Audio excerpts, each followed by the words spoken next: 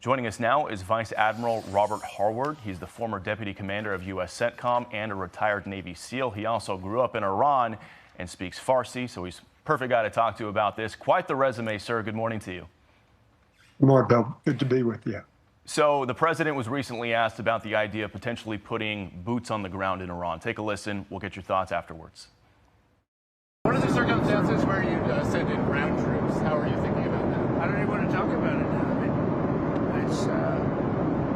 I don't think it's an appropriate question. You know, I'm not going to answer it. Could there be? Possibly, for very good reason. Have to be very good reason. And I would say if we ever did that, they would be so decimated that they wouldn't be able to fight at the ground level.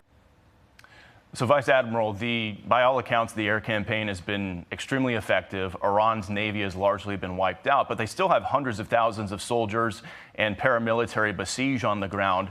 So if the goal is unconditional surrender, how does the U.S. get there without putting boots on the ground? Well, I think it's exactly what Secretary Rubio just said. It's about the missiles and the Navy. We've taken out the Navy. Now it's the missiles. Once we shut down those missiles and can move ships safely through the Straits of Hormuz, then we have no issues. We have time on our hand. We can take our time to ensure there's a transition of the regime. We can take time to put in inspectors to make sure all the apparatus of the nuclear programs are gone. We can put inspectors to make sure the missile inventories have been depleted. So let's focus on what needs to be done first. Deal with the missile threats that challenge the Straits of Hormuz, challenge the GCC partners. Once that's solved, once that's eradicated, we can do whatever we want, and time becomes less relevant to the equation.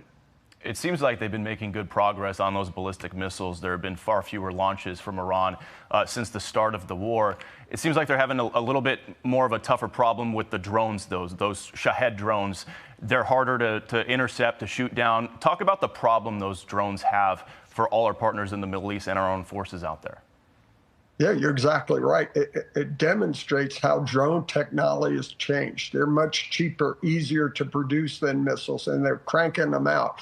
And so they're using them at mass. So to address that, you got to go after the production facilities. You got to go transportation. So address the drones. So I think that's the last part of the equation aside from the missiles. But if you can produce a drone for tens of thousands of dollars as opposed to hundreds of thousands, if not millions, for cruise missiles, you've changed the equation. So that's what you're seeing in this conflict, the real evolution, the third wave of drone warfare.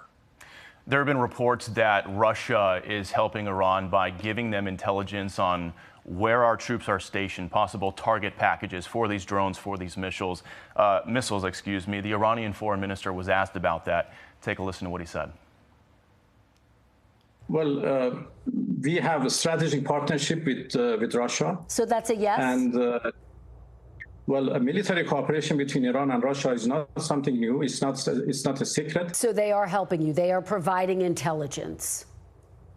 Well, they are helping us in many different directions. I don't have any detailed information. I imagine that wouldn't surprise you at all, that Russia would be giving Iran intelligence on where our soldiers are stationed.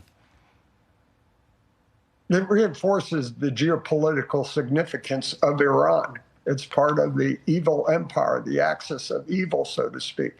So undermining Iran undermines Russia and China to some extent. So the geopolitical ramifications of these actions have long-standing ramifications, and Russia's one of them. Yep. And we are certainly giving locations of Russian soldiers to the Ukrainians. So it's kind of that shadow war going on. So Vice Admiral Robert Harward, thank you for your time this morning. Good to be with you, Bill.